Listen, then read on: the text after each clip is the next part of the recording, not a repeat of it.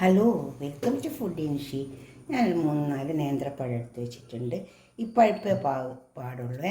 ഇതാ ഇങ്ങനത്തെ പഴുത്തത്. ഇതാ ഇത് വെച്ചിട്ട് നമുക്ക് ഒരു വൈകുന്നേരത്തെ സ്നാക്ക് ഉണ്ടാക്കിയെടുക്കാം. ഒരു ആവിച്ചെമ്പ് വെച്ചിട്ടുണ്ട്, സ്റ്റീമർ. ഇതൊന്ന് സ്റ്റീം ചെയ്തെടുക്കാം ആദ്യം.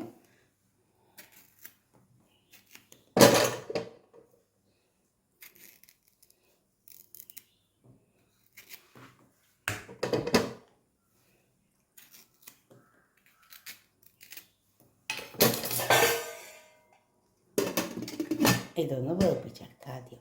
ഇപ്പോൾ ഈ പഴം പുഴുങ്ങിയത് നമുക്കൊന്ന് ഉടച്ചെടുക്കാം.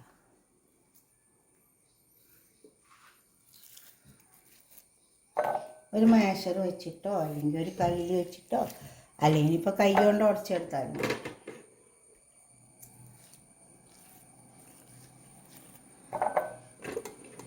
നന്നായി ഉടച്ചെടുക്കണം.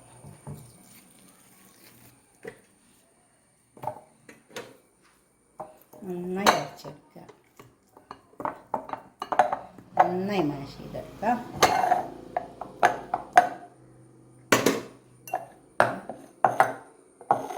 നന്നായി മാഷ് ചെയ്തെടുക്കാം. ഇപ്പോൾ ഇത് നന്നായി ഉടച്ചെടുത്തിട്ടുണ്ട്. കണ്ട ഇതുപോലെ ഉടച്ചെടുക്കാം. ഒരു മാഷർ വെച്ചിട്ടോ കൈ കൊണ്ടോ ഇനിയിപ്പോൾ ഒരു കയ്യിൽ വെച്ചിട്ടോ ഇതാ ഇങ്ങനത്തെ ഒരു കയ്യിലെടുത്തിട്ട് നന്നായി ഉടച്ചെടുത്താൽ മതി.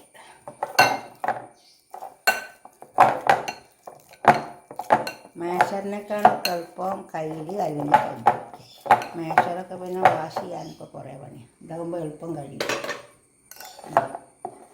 പിന്നെ ഇത് തേങ്ങ, കുറച്ച് അണ്ടിപ്പരിപ്പ്, ഒത്തിരി ബദാം, അതുപോലെ തന്നെ കുറച്ച് മുന്തിരിയും കൂടി പഞ്ചസാര ഇട്ടിട്ട് ഒന്ന് വറുത്തെടുത്തതാണ്.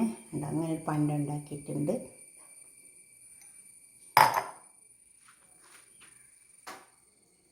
ഇതാ തേങ്ങ ഉണ്ടോ, ഈ തേങ്ങ ഇതേമാതിരി വറുത്തെടുത്തതാണ്, പഞ്ചസാരയൊക്കെ ഇട്ടിട്ട്.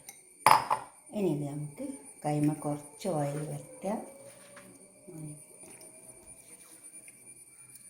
നമുക്കതിന്ന് കുറച്ചെടുക്കാം.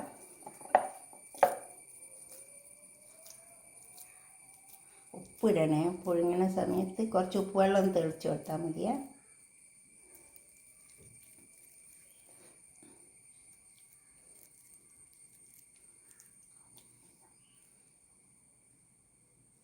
എന്നിട്ട് ഇതിലേക്ക് വെച്ച് കൊടുക്കാം.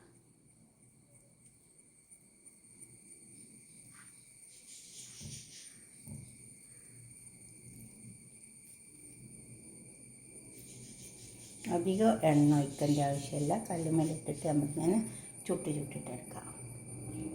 അതുപോലെ തന്നെ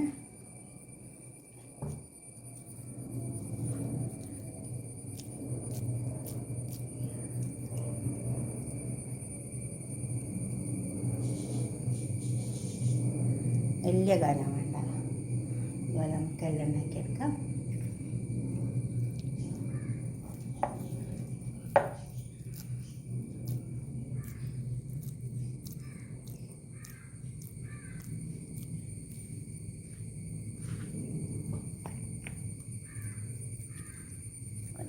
ഒന്ന് പരത്തി കൊടുക്കുക.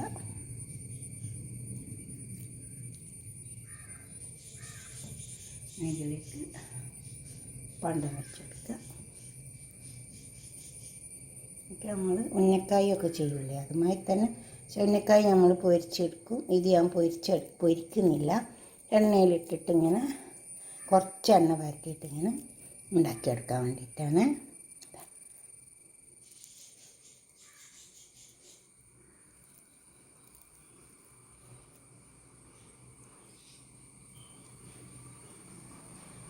അടയെല്ലാം ഉണ്ടാക്കുന്ന മാതിരി ഉണ്ടാക്കും. ഞാൻ ഇതുപോലെ എല്ലാം ഉണ്ടാക്കിയെടുക്കാം. ഒരു പാൻ അടുപ്പത്ത് വെച്ചിട്ട് ആ പാൻ ചൂടായി വന്നിട്ടുണ്ട്. കുറച്ച് ഓയിൽ ഒഴിച്ച് കൊടുത്തിട്ടുണ്ട്. അത്ര ഓയിലേ വേണം. നമുക്കിങ്ങനെ അപ്പുറം ഇങ്ങനെ മുരിപ്പിച്ചെടുക്കാം. അധികം ഒന്നുമില്ലാണ്ട്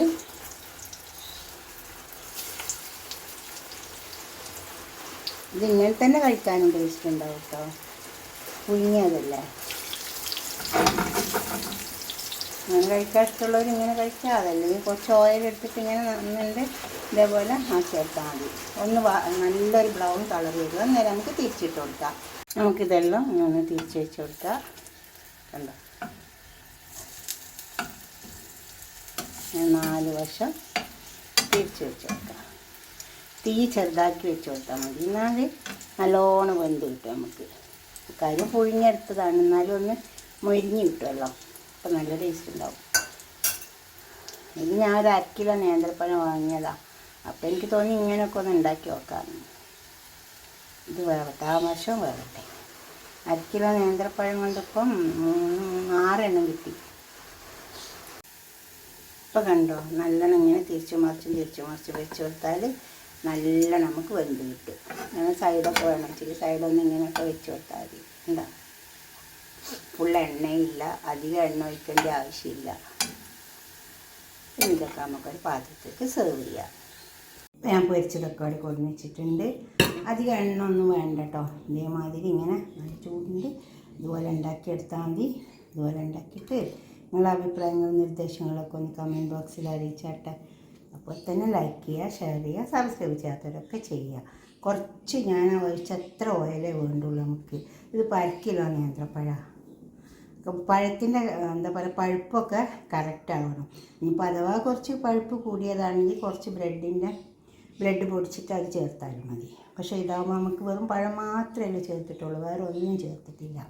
കുഴക്കുമ്പോൾ ഒന്നും ചേർത്തിട്ടില്ല. പിന്നെ അതിൻ്റെ ഉള്ളിലാണ് ഇനിയിപ്പോൾ തേങ്ങാപ്പണ്ട അല്ലെങ്കിൽ മുട്ടപ്പണ്ടം വെക്കാം കേട്ടോ. ഇതുപോലെ ഉണ്ടാക്കിയിട്ട് നിങ്ങളുടെ അഭിപ്രായ നിർദ്ദേശമൊക്കെ ഒന്ന് കമൻറ്റ് ബോക്സിൽ അറിയിച്ചാട്ടെ. ലൈക്ക് ചെയ്യുക, ഷെയർ ചെയ്യുക, സബ്സ്ക്രൈബ് ചെയ്യാത്തവരൊക്കെ ചെയ്യുക. Okay, by.